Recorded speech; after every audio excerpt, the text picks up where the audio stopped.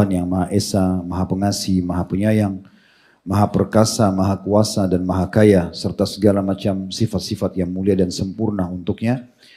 Dan dengan bersyukur dan berterima kasih, Allah telah benar dengan janjinya, pasti Dia akan tambah dan mempertahankan nikmat-nikmat yang diberikan kepada kita. Termasuk pada malam ini Allah Subhanahu wa taala masih memberikan kita umur, kesempatan, kesehatan untuk berkumpul di salah satu rumahnya. Dan tentu untuk melaksanakan perintah yang diwajibkan itu sholat berjamaah maghrib dan isya, serta juga menuntut ilmu agama.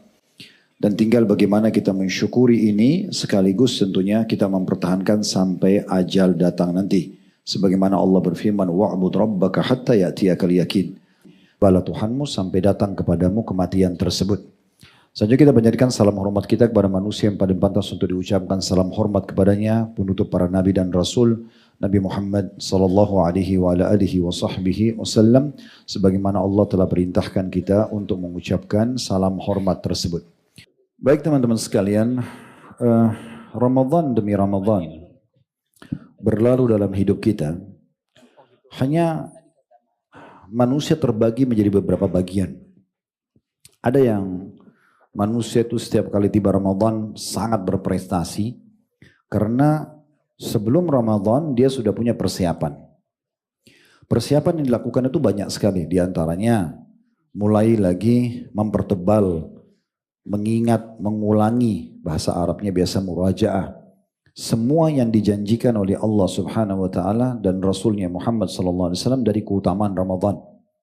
Seperti kalau kita ingin mengecas kembali semangat kita untuk rajin sholat malam, sedekah, puasa sunnah, zikir, umroh, haji, jihad kita, cara yang paling sederhana adalah kita kembali mengenang dan mempelajari dan mencari tahu janji Allah.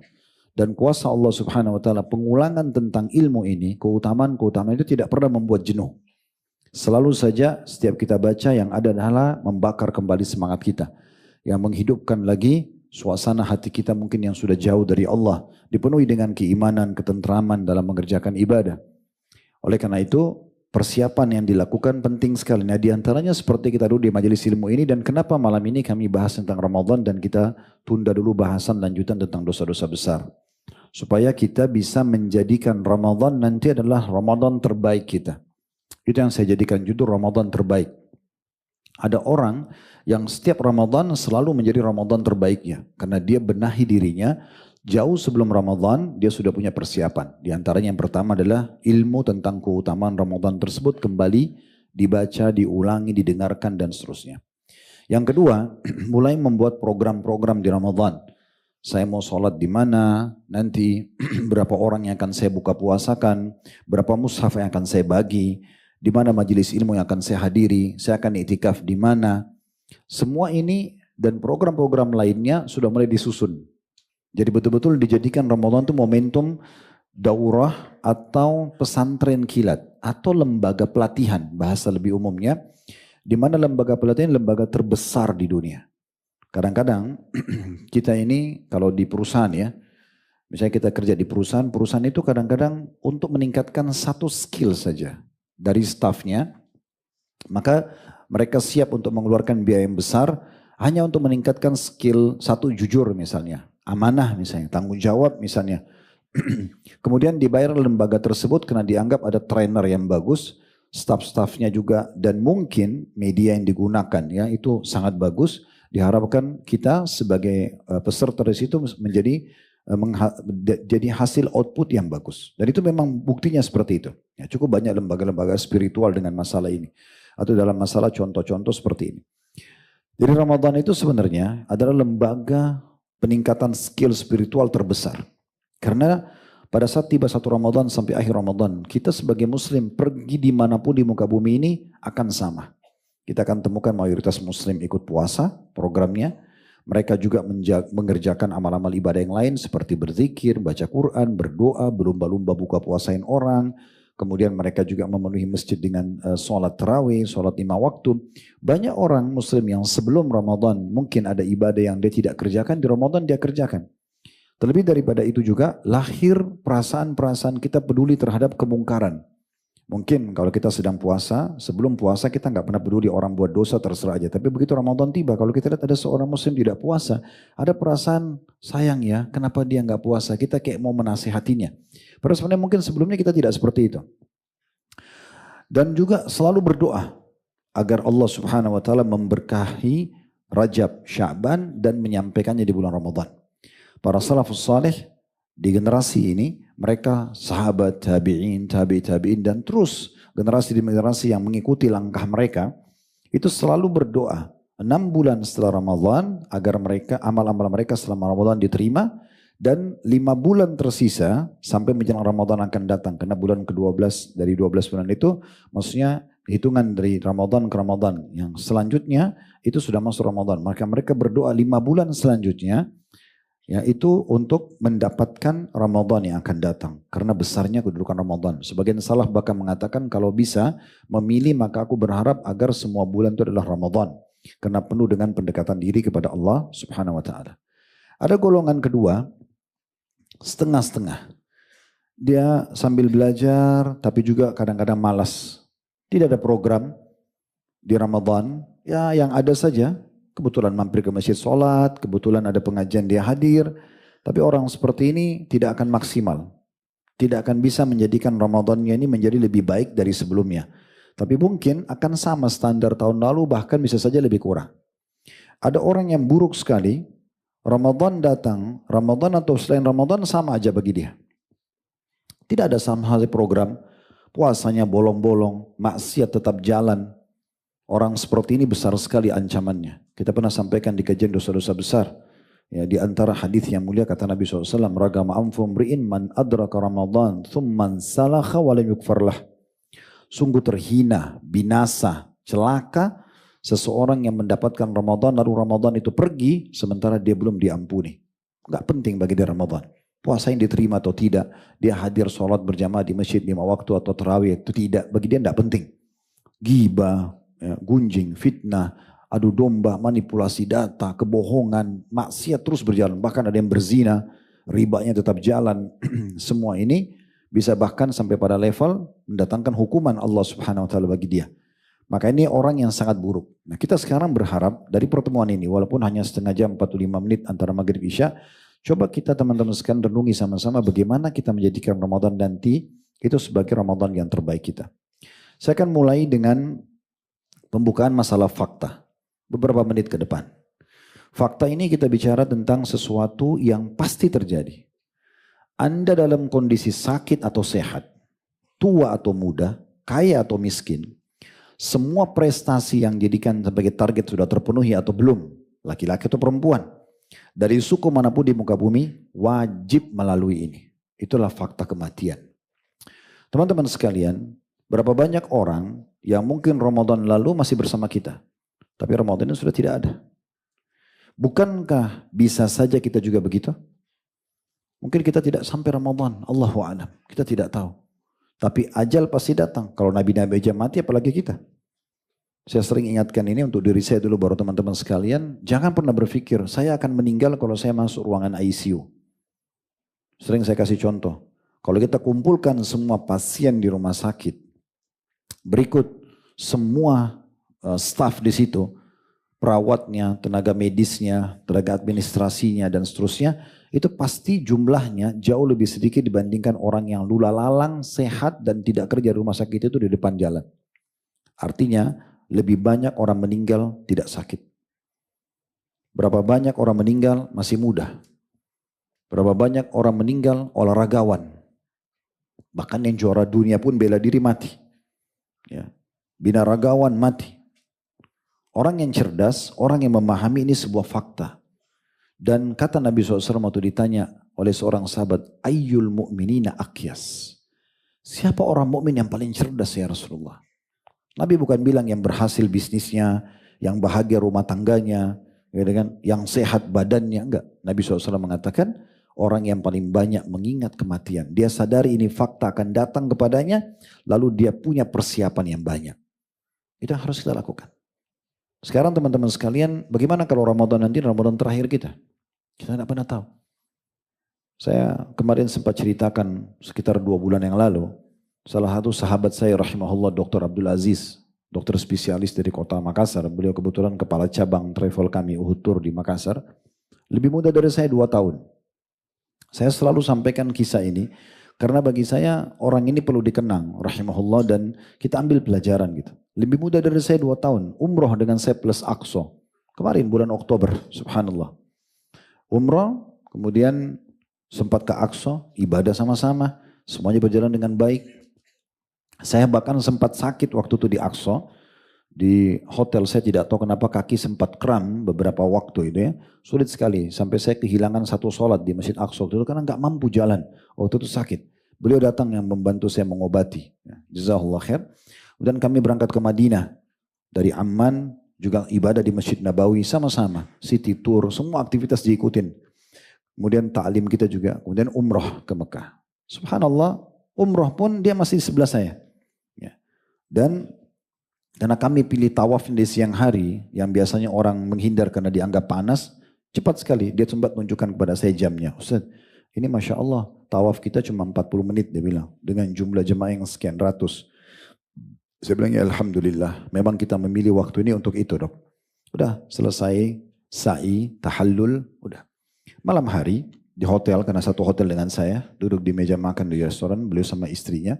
Kami ngobrol-ngobrol tentang program Umroh Aqsa lagi di Ramadan. Yang nanti kami akan berangkat pertengahan Ramadan insya Allah. Itu dia rencana mau bawa anak-anaknya. Terus dia sempat bilang sama saya, Ustaz saya kenapa ya? Semua makanan yang daging, ayam, ikan ini semua kok amis banget. Saya sempat bilang, dok saya nggak tahu kalau itu, saya nggak ada ilmunya. Jadi dia bilang saya cuma mau pengen yang manis-manis makannya. Saya berdiri ambilin beliau buah. Waktu saya masih ingat buah plum saya ambil saya taruh. Ini dok cobain. Betul mungkin beliau belum pernah coba. Beliau bilang buah apa Ustaz? Dia bilang ini buah plum coba aja. Di Indonesia memang masih jarang. Terus makanlah. Habis makan dia suka. Kita pisah lah. Subuhnya saya sholat sama-sama. Bersebelahan saf sama saya. Kemudian saya pamit duluan. Beliau nunggu masih sampai waktu duha. Sehat gak ada apa-apa. Subhanallah saya masuk kamar. Jam 7:30 jam 8 pagi saya diinformasikan kalau beliau sudah masuk rumah sakit. Di belakang hotel ada rumah sakit. Dan menurut informasi dokter di rumah sakit itu sudah sempat denyut jantungnya berhenti 10 detik. 10 detik dan sekarang dibantu dengan alat. Lalu informasi ke tim kami di Mekah kalau ini kemungkinan kecil untuk hidup. Tadi sehat. Subhanallah hari itu betul meninggal dunia. Alhamdulillah saya sempat urus jenazahnya, kita sholatkan di Masjid Haram, kemudian dikuburkan di Mekah. Dan saya waktu itu subhanallah sempat sampaikan dan ada tentu di media kami. Bagaimana Imam Qurtubi rahimahullah mengangkat sebuah hadis yang sebagian ulama hadis menghasankan kalau seseorang itu akan dikubur dari tanah yang dia terbuat darinya. Walaupun orang ini dari suku Bugis di Sulawesi Selatan tapi dikubur di Mekah. Berarti Allah SWT membuat tubuhnya dari tanah Mekah itu. Kuasa Allah. Tapi luar biasa Allah tutup dengan kebaikan. Husnul khatimah. Mungkin beliau tidak pernah menyangka waktu penerbangan sama-sama itu akan meninggal. Tidak pernah berpikir. Saya sangat yakin itu. Karena kami sepanjang jalan selalu sama-sama ngobrol. Tidak ada pembicaraan masalah kematian. Atau dia khawatir. Tidak ada sama sekali. Nah begitulah. Tapi syukurnya husnul khatimah. Banyak orang yang meninggal di karaoke. Di diskotik. Dengan kelalaian-kelalaiannya. Teman-teman sekalian. Kalau Ramadan saja. Tidak membuat kita jadi lebih baik dari sebelumnya. Lalu kapan kira-kira? Ingat baik-baik. Mati ini bukan menakut-nakut. Tapi Allah sudah kekalkan dalam banyak ayatnya. Di antaranya Allah sebutkan dalam surah An-Nisa, surah nomor 4 ayat 78. Kekal dalam firman Allah ini dan dibaca oleh orang beriman sampai hari kiamat. Dan ini tercatat di Lauhil Mahfuz. Aynama takunu yudrikkumul mautu walau kuntum fi burujin musyayyadah. Dimanapun kamu berada, siapapun kamu, secara individu Allah ajak bicara kita semua. Jin dan manusia, hewan-hewan, tumbuh-tumbuhan, kematian akan mendatangimu. Tapi khusus manusia sama jin, Allah aja bicara di sini dengan sangat jelas, meskipun kamu berada dalam benteng yang kokoh. Walaupun banyak bodyguardnya, banyak prajuritnya, mati juga. Begitu juga dalam surah Jum'ah, surah nomor 62 ayat 8 Allah mengatakan, Qul innal mautal ladhi tafirruna minhu fa innahu mulaqikum. Katakan hai Muhammad bahwasanya kematian yang kalian lari darinya, pasti akan menemui kalian. Pasti akan wafat pada saat itu. Lalu apa yang terjadi? Thumma turadduna ila alimil ghaibi wasyahadah. Lalu kalian akan dikembalikan menghadap kepada Allah, zat yang maha mengetahui yang gaib dan nyata.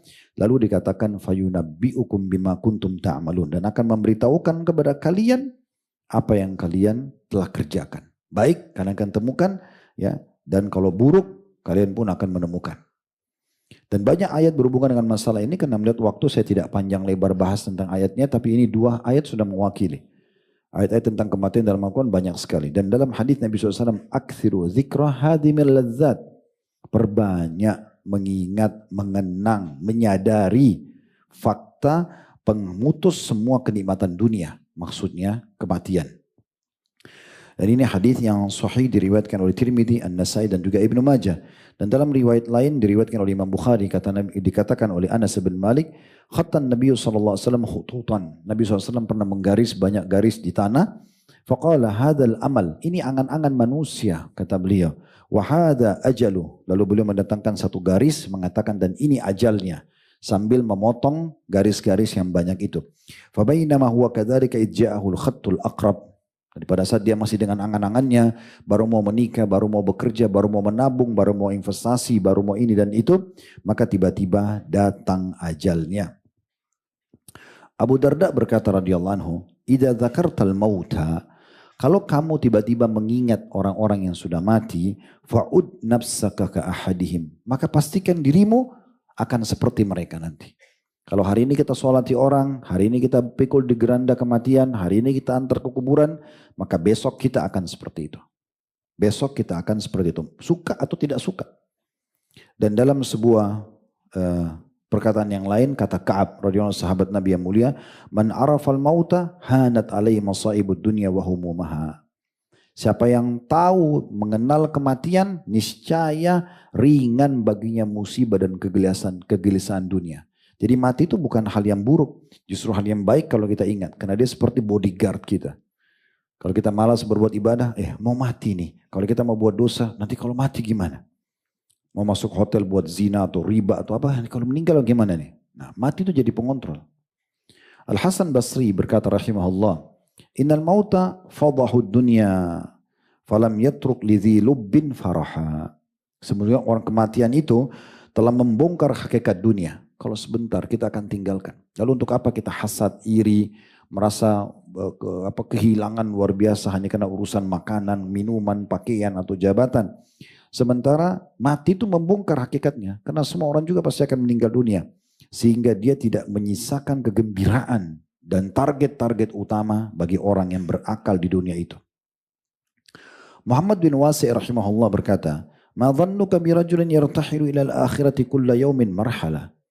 Bagaimana pendapat kalian tentang setiap orang, saya dan kamu, maksud beliau ya, sama kita semua, ya, yang setiap hari menempuh perjalanan menuju ke akhirat. Apa yang dia siapkan? Yahya bin Mu'adz berkata, la yakrahul mauta illa mulim. Tidak ada yang benci kematian kecuali orang yang terhina. Memang dia tidak mau tahu. Diingatkan kematian tidak tersentuh. Matanya enggak nangis, hatinya enggak lunak, anggota tubuhnya enggak tunduk melaksanakan perintah Allah Subhanahu wa taala. Ini mulim, orang yang terhina. Fa huwa alladhi yuqarribul habiba minal habib. Padahal sebenarnya kematian itu akan mendekatkan seseorang itu kepada kekasihnya. Maksudnya Allah Subhanahu wa taala. Pernah kita sampaikan ya, para salafus saleh itu kalau mau meninggal dunia, teman-temannya pada datang lalu berkata begini, selamat, ya, gembiralah dengan kematianmu ini. Kenapa mereka menyampaikan berita gembira? Karena mereka mengatakan, sebentar lagi kau akan bertemu dengan Allah. Sebentar lagi kamu akan bertemu dengan Rasulullah SAW. Sebentar lagi kau akan lihat surgamu. Kau akan lihat balasan amal baikmu. Kau akan selamat dari neraka. Intinya beriman. Dan Imam Ahmad rahimahullah berkata, siapa yang meninggal di atas sunnah, maka meninggallah. Tidak masalah. Ya. Yang penting dia meninggal di atas kebaikan. Nah ini beberapa wasiat-wasiat penting tentang masalah bagaimana kita harus menyadari ada sebuah fakta kematian yang bisa datang pada seseorang. Al-Hasan Basri berkata, Inna Allah ja'ala Ramadhana midmaran di khalqihi. Sesungguhnya Allah menjadikan bulan Ramadan sebagai arena perlombaan bagi hamba-hambanya. Yastabiquna fihi ila mardhatih. Mereka berlomba-lomba untuk mengejar keridhoannya. Ini kalau kita mau jadikan Ramadan kita yang terbaik.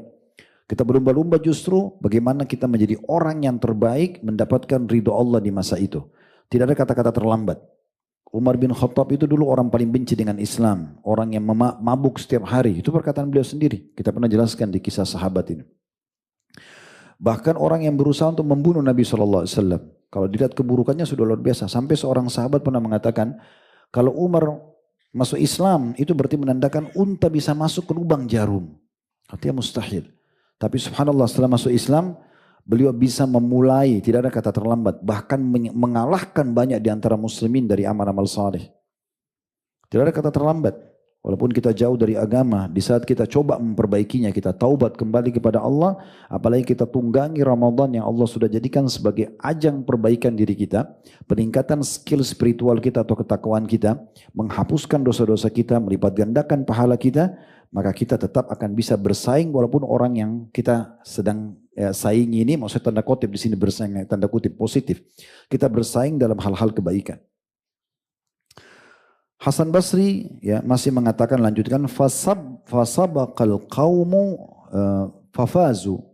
Ada sebagian orang yang segera memaksimalkan itu, maka mereka beruntung. Wa takhallafa akharuna fakhabu. Sebagian mereka lambat, Ramadan cuma terjun bebas, ya ikut-ikutan orang, gak ada program, gak ada upaya yang dilakukan. Dia tidak ingatkan lagi dirinya, lunakkan lagi hatinya ya, untuk supaya tunduk dan mengejar Ramadan, maka mereka rugi. Fal'ajabu minallahi biddahiki fil yaumil ladzi yafuzu fihi almuhsinun. Yang sangat mengagetkan dan perlu dijadikan sebagai bahan ya ocehan ya adalah orang-orang yang terus bermain-main dan tertawa terbahak-bahak di hari di mana para orang-orang yang berbuat kebaikan telah beruntung. Wa yakhsar fihi almubtilun. Sementara dia rugi bersama dengan orang-orang yang rugi. Ada satu statement yang menarik dari Ibnul Jauziyah rahimahullah. Ini Al-Jauziyah sebenarnya nama sekolah ya. Ayahnya beliau dikenal juga pemilik sekolah tersebut. Akhirnya terkenallah dengan Ibnul Jauziyah. Dikatakan dalam buku Bustan al-Wa'idhin, anna mathala hadha syahr, ini statement menarik. Beliau mengatakan perumpamaan bulan Ramadan ini yang harus punya perhatian khusus dari seorang muslim, kamathali rasuli sultanin ila qaumi. Perumpamaan seperti utusan sang raja kepada kaum, satu kaum. Ramadan ini seperti utusan raja Allah Subhanahu wa taala kepada satu kaum. Fa in akramu sya'nah, kalau mereka memuliakan kedudukannya utusan itu, wa 'azzamu makanah, mereka agungkan kedudukannya, wa syarrafu manzilatah, mereka muliakan kedudukannya, wa 'arafu fadilatah, dan mengetahui juga keutamaannya, raja ar-rasul ila sultan syakiran li af'alihim, maka utusan tadi akan kembali kepada sang raja ya dengan ya memuji kebaikan perbuatan kaum tersebut. Karena memuliakannya, si utusan ini dimuliakan, didudukkan pada kedudukannya. Madihan li ahwalihim. Utusan itu juga akan memuji-muji keadaan mereka. Radiyan li amalihim. Sangat puas dengan pelayanan dan amal-amal mereka. Wa yuhibbuhumus sultanu ala dhalik. Maka sang raja pun mencintai kaum tersebut. Fa yuhsinu ilaihim kulla ihsan. Maka sang raja pun akan berbuat baik maksimal kepada kaum tersebut. Wa in istakhaffu bi ri'ayati, namun kalau mereka merendahkan pelayanannya kepada sang utusan tadi, wa hawwanu li'inayati, dan menganggap remeh perhatiannya, walam yunziluhu manzilatahu minal ikram, dan mereka tidak memberikan pelayanan yang terbaik, wa fa'alu bihi fi'lal li'aim atau li'am, dan mereka memperlakukan seperti perlakuan terhadap orang yang terhina, tidak peduli, tidak dilayani, tidak diberikan kedudukan utusan tersebut. Raja ar-rasul ila sultan, pastikan sang utusan akan kembali kepada sultan, kepada raja. Waqad ghadiba alaihim min qabi af'alihim, tapi utusan itu pulang kepada sang raja dalam kondisi marah dengan perbuatan kaum tersebut. Wa sayyi'i a'malihim, dan keburukan amal-amalnya atau perbuatan mereka. Fayaqdabu sultan li ghadabi, Maka sultan pun sang raja marah dengan marahnya utusan tersebut. Kadzalika yakdabullahu subhanahu wa ta'ala ala man istakhaffa bi hurmati syahr Ramadan. Begitulah Allah akan murka dengan orang-orang yang sama sekali tidak memberikan kemuliaan bulan Ramadan. Fa ya ayyuhal insan, beliau mengatakan, wahai sekalian manusia, hada syahrul Ramadan syahrut taubati wal gufran. Ini bulan Ramadan, di depan mata adalah bulan di mana diterimanya taubat dan pembersihan dosa-dosa. Wa huwa rasulun min indil malikid dayyan.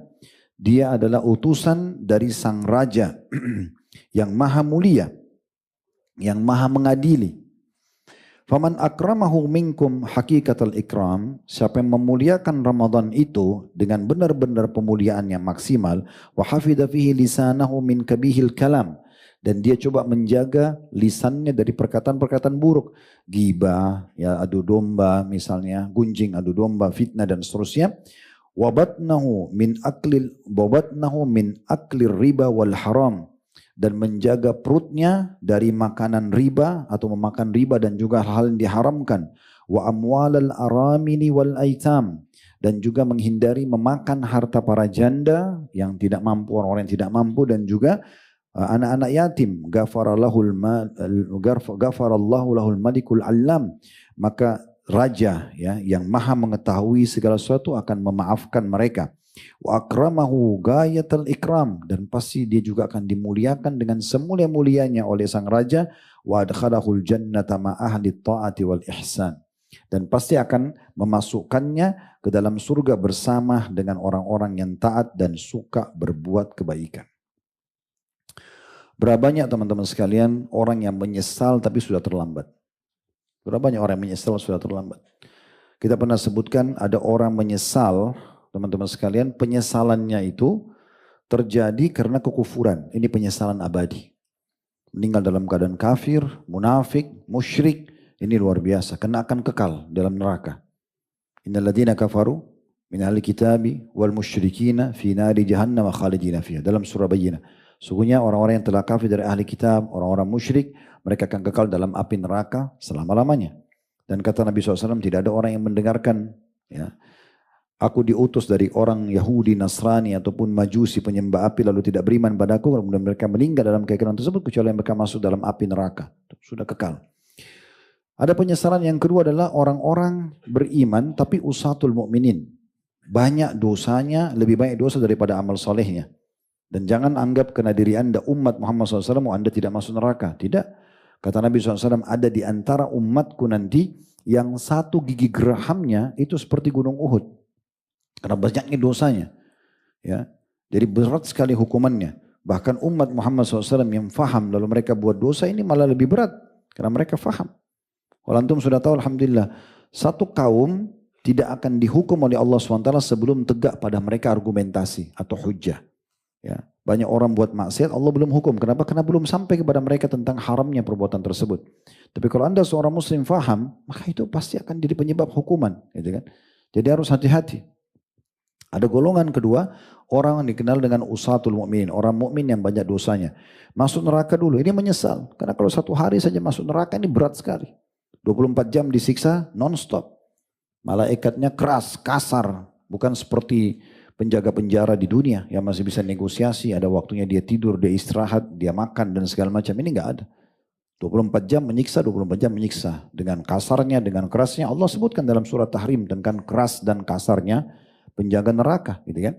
Dan dalam sebuah hadis disebutkan, kata Nabi SAW, Zabaniyah, yang Allah mengatakan, Faliyadu unadiyah, silakan ahli neraka panggil siapa yang mereka mau panggil setelah masuk neraka. Wa na'udzubillah, ya, sanadu'uz Zabaniyah, kami akan panggil Zabaniyah.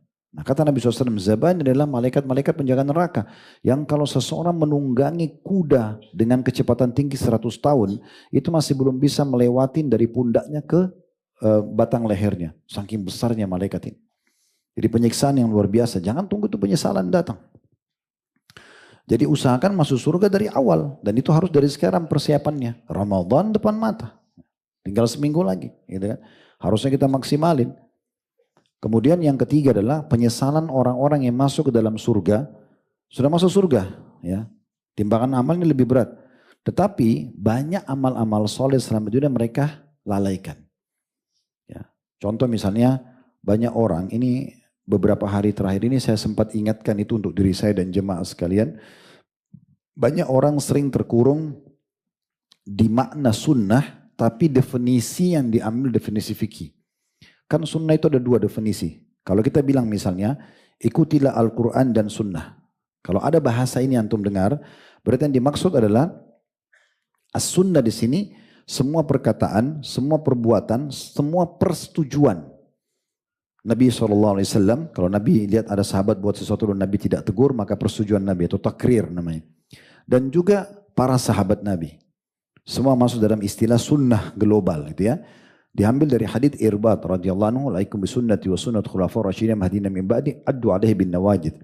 Berpegang teguh pada sunnahku dan sunnah khulafaur rasyidin sesudahku, berpegang teguhlah pada keduanya walaupun dengan gigi geram kalian. Nabi sebutkan sunnahku dan sunnah khulafaur rasyidin. Berarti perbuatan, perkataan dan juga persetujuan sahabat masuk dalam istilah sunnah yang global. Mengikuti Al-Quran dan sunnah berarti mengikuti ajaran Nabi dan para sahabat. Tapi ada definisi yang dipakai oleh para ulama fikih untuk menjelaskan rincian hukum. Supaya kita tahu mana yang wajib, mana yang sunnah. Ini disilakan pakai istilah sunnah gitu ya. Tapi ini bukan sunnah yang tadi makna global.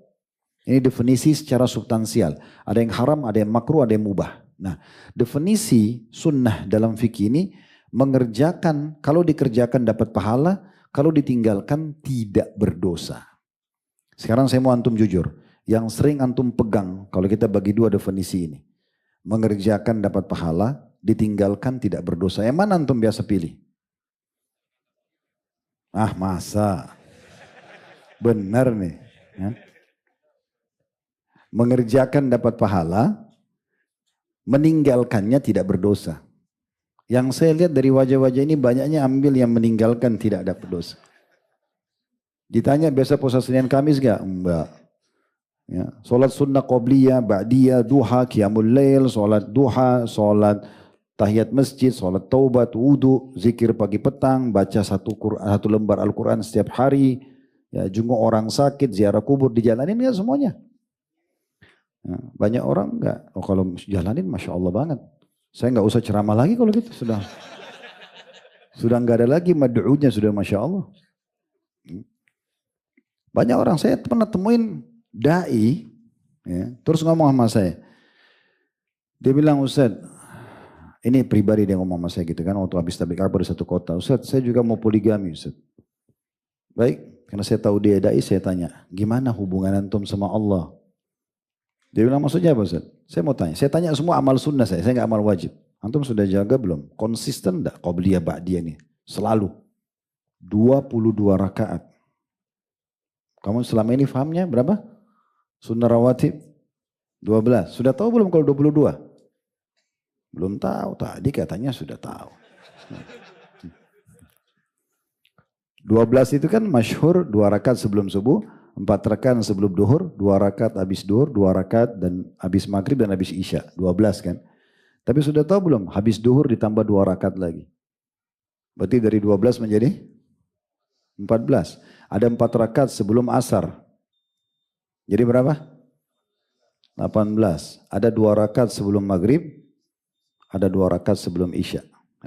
Jadi banyak. Saya tanya dia, sudah diamalin? Setiap malam sholat tahajud gak? Setiap hari sholat duha? Setiap hari begini dan begitu? Mayoritas dia bilang tidak. Saya bilang perbaikin dulu ini. Benahi dulu ini. Baru minta fasilitas sama Allah. Kalau kita mau naik gaji, antum masukkan proposal, permohonan di ruangan dirut. Nih, saya mau minta naik gaji, kena alasan begini dan begitu. Kira-kira pada saat sudah masuk permintaan itu, antum ini tetap standar kerjanya sama atau ditingkatkan? Harus ditingkatkan kalau mau diterima permintaannya. Nah seperti itu kurang lebih rasionalnya gitu ya. Jadi harusnya betul-betul kita luar biasa menjaga ini teman-teman sekalian. Jangan nanti tiba masa penyesalan. Kita sudah masuk surga pun, tapi akhirnya kita menyesal. Oh dulu kalau saya puasa Senin Kamis saya di situ rupanya. Tapi udah gak bisa. Itu kan Nabi sebutkan kepada para sahabat beliau. Sahabat ini bayangkan ya. Jadi teman Nabi, salaman sama Nabi, berperang sama Nabi. Nabi SAW pernah lewat satu malam bersama beberapa sahabat banyak. bintang lagi gemerlapan di langit. Lalu kata Nabi SAW, demi zat yang jiwaku dalam genggamai, maksudnya demi Allah, nanti kalian di istana surga kalian akan lihat istana-istana di surga seperti kalian lihat bintang-bintang itu. Nampak, tapi kita nggak tahu apa di sana, fasilitasnya apa, terlalu jauh jaraknya. Sahabat sudah paham, oh berarti itu istana-istana istimewa. Jauh, kita sampai nggak ngelihat aja cuma lihat cahayanya saja. Kita nggak tahu, jaraknya terlalu jauh.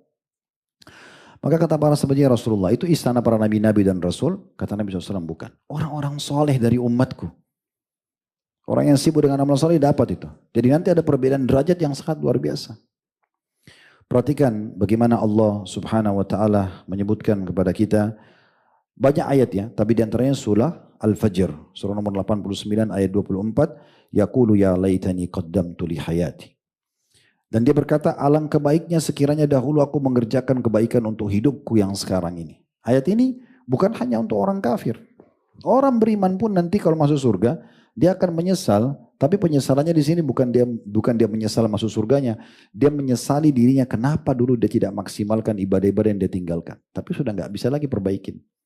Nah mumpung kita masih hidup, malam ini sampai ke pesan di telinga kita. Coba kita benahi teman-teman sekalian. Coba kita jadikan Ramadan ini momentum yang sangat baik. Jangan sampai kita jadi menyesal. Karena terlalu banyak orang-orang yang menyesal. Coba renungi ya. Surah Al-An'am, surah nomor 6 ayat 27. Allah sebutkan tentang ahli neraka. Ya. Walau tara idh wuqifu 'alan nari faqalu. Kata Allah. Seandainya engkau melihat ketika mereka dihadapkan ke api neraka. Sudah memasuk neraka, depan matanya neraka api yang berkobar-kobar.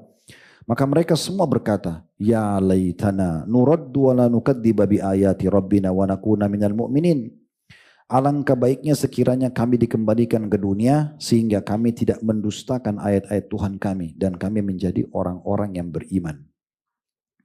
Dalam surah Al-Ahzab surah nomor 33 ayat 66 Allah mengatakan, yauma tuqallabu wujuhum fin nari yaquluna ya laitana ata'na Allah wa ata'na ar-rasula. Pada hari ketika wajah mereka dibolak-balikkan di api neraka. Mereka dipanggang di api neraka. Mereka lalu berkata sambil disiksa. Alangkah baiknya sekiranya dahulu kami taat kepada Allah dan Rasulnya. Dalam surah surah Fatir, surah nomor 35 ayat 37. Allah juga mengingatkan. Wahum yastarikhuna fiha. Orang-orang ahli neraka teriak-teriak di neraka. Bayangkan kalau satu orang saja teriak di masjid ini dengan suara keras sudah mengganggu kita.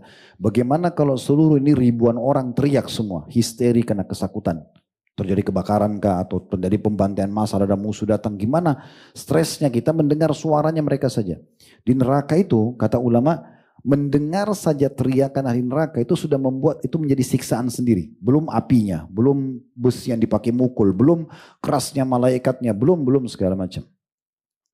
Mereka yastarikhun kata Allah. Mereka teriak-teriak di neraka. Surah Fatir ayat 37. Apa yang mereka bilang? Rabbana akhrijna na'malu salihan ghaira ladzi kunna na'mal. Wahai Tuhan kami, tolong keluarkan kami dari neraka ini agar kami mengerjakan amal-amal saleh selain yang kami kerjakan dulu. Kami udah nyesal nih. Dulu zina, dulu ini, dulu itu, dulu segala macam. Kami nyesal nih sekarang. Awalam nu'ammirkum ma yatadzakkaru fihi man tadzakkara wa ja'akumun nadhir. Bukankah kami sudah berikan kamu umur yang cukup kata Allah, waktu yang cukup ya, dan telah datang kepadamu nadhir. Bukankah ayat ini di aplikasi Al-Qur'an ini? Coba perhatikan nadhir, kata-kata nadhir, pemberi peringatan. Ini kata ulama Al-Qurtubi menukil dalam kitab beliau At-Tadhkirah, banyak pendapat ulama. Pertama beliau mengatakan yang dimaksud dengan pemberi peringatan, bukankah kami berikan kalian umur yang cukup dan kami berikan peringatan untuk kalian? Peringatan yang pertama kata beliau, demam. Siapa di antara kita yang belum pernah demam teman-teman sekalian? Itu tanda kematian. Adanya uban yang kedua. Lahirnya anak-anak. Ya. Kalau ada anak berarti tanda kematian. Walaupun kita masih muda. Walaupun nikahnya muda. Seperti dulu waktu kita masih bayi. Ya, itu bertanda kematian buat orang tua kita. Kita pun begitu sama. Hilangnya dan meninggalnya orang-orang terdekat dengan kita. Semua itu masuk dalam makna dan bukankah kami telah memberikan umur yang cukup untuk kalian dan telah datang kepada kalian pemberi peringatan. Fatuku fama lidzalimina min nasir. Maka sekarang rasakan panasnya api neraka karena tidak ada penolong, ya. Tidak akan ada penolong bagi orang-orang yang zalim. Dalam surah Al-Mu'minun, surah nomor 23, ayat 107-108, Allah juga mengatakan, Rabbana akhrijna minha. Wahai Tuhan kami, tolong keluarkan kami dari api neraka ini. Fa'in udna fa'inna zalimun. Kalau kami setelah keluar dari neraka kembali ke dunia, kami tetap juga dengan kelalaian kami, dengan dosa-dosa kami, maka kami termasuk orang-orang zalim. Apa kata Allah? Di 108-nya ini ayat dahsyat sekali ya. Qala khsa'u fiha wa la tukallimun. Allah yang punya sifat Ar-Rahman Ar-Rahim, Maha Pengasih, Maha Penyayang, karena murka pada ahli neraka, selama di dunia tidak mengisi dengan ketaatan-ketaatan, terus dengan kemaksiatan, tidak mau taubat, ya, tidak maksimalkan apa yang telah diberikan fasilitas untuk taubat, untuk kembali kepada Allah, diantaranya Ramadan. Allah bilang, hinalah, tinggallah dalam kondisi hina di neraka itu dan jangan bicara denganku. Ini ayat luar biasa ya.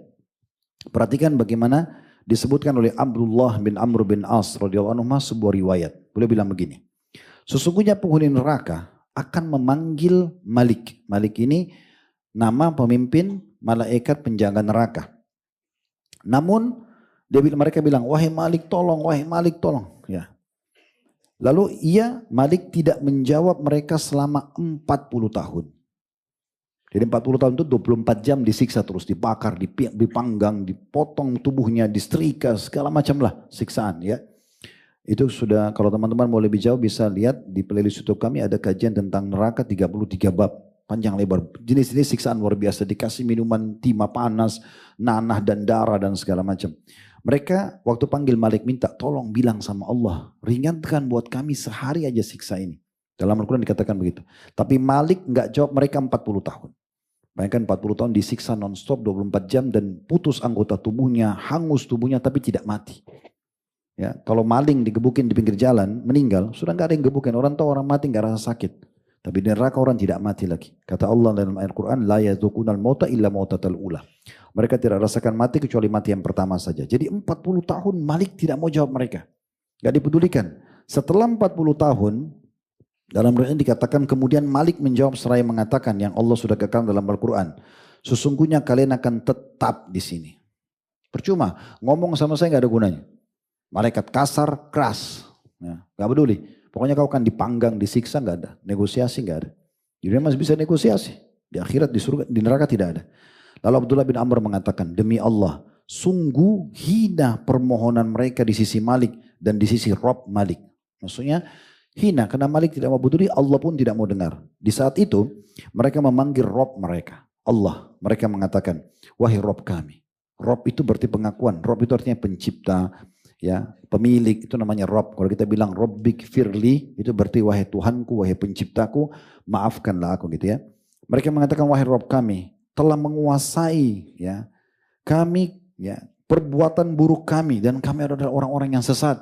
Kami akui sekarang dulu dosa-dosa itu ya Allah. Kami nyesal. Kami sesat. Wahai Rabb kami, keluarkan kami dari neraka ini. Jika kami setelah itu masih kembali juga melakukan dosa, sungguh kami termasuk orang-orang zalim. Lalu Allah mengatakan, lalu dikatakan oleh Abdullah bin Amr radhiyallahu anhu, lalu Allah mendiamkan mereka selama kadar umurnya dunia 2 kali lipat. Begini memahaminya. Tahu atau belum tahu? Manusia kita ini makhluk terakhir yang Allah ciptakan. Waktu Nabi Adam diciptakan, Nabi Adam kan manusia pertama. Ya. Waktu Nabi Adam diciptakan, bukankah malaikat sudah ada? Bukankah iblis sudah ada? Sehingga dia tidak mau sujud, malaikat sujud kan gitu. Bukankah bumi sudah ada? Dalam Al-Baqarah diceritakan itu. Waktu Allah bilang saya akan ciptakan pemimpin di muka bumi, bumi sudah ada. Jadi air, udara, tumbuh-tumbuhan, hewan-hewan sudah ada semua. Kita nggak pernah diinformasikan kira-kira berapa juta tahun umurnya bumi ini sebelum Nabi Adam turun, kita tidak tahu. Nah, di sini anggaplah misal umurnya dunia ini 1 juta tahun. Karena umurnya nabi-nabi ada yang ribuan tahun kan. Sementara manusia ini makhluk terakhir. Berarti bisa saja jutaan tahun yang lalu, bahkan lebih daripada itu. Orang di neraka nanti manggil-manggil, ya Allah, tolong keluarkan, tolong keluarkan. Allah nggak jawab sesuai dengan umur dunia 2 kali lipat. Itu berapa juta tahun, berapa miliar tahun kita nggak tahu. Nggak dijawab sama sekali, terus disiksa. Setelah itu pun, ya dalam riwayat yang dikatakan Allah menjawab mereka. Seraya mengatakan tadi Al-Mu'minun ayat 108. Ikhsa'u fiha wa la tukallimun. Tinggal dalam kondisi hina di neraka itu, ya, dan jangan pernah kalian bicara dengan aku. Itu perkataan luar biasa ini ya. Maka pada saat itu pun mereka jadi tidak bisa berkata sepatah kata pun. Yang terdengar hanya suara embusan dan tarikan nafas di neraka jahanam. Ia menyerupai suara mereka, ya, atau suara mereka menyerupai suara keledai. Awalnya adalah embusan nafas yang sakit dan ribut, serta juga tarikan nafas yang sakit. Dalam riwayat lain, kata Nabi SAW, maka mereka putus asa dan mereka menangis, ya, menangis. Itu kalau air mata mereka mau diraungkan di atasnya kapal maka bisa. Dan saking banyaknya tangisan mereka sampai air mata mereka berubah jadi darah. Ini tafsir surah Al-Mu'minun ayat 107-108, ini luar biasa. Oleh karena itu teman-teman sekalian segera selamatkan diri kita. Sebagai penutup ini ya, perhatikan sabda Nabi SAW. Saya di sini tidak akan sebutkan keutamaan Ramadan.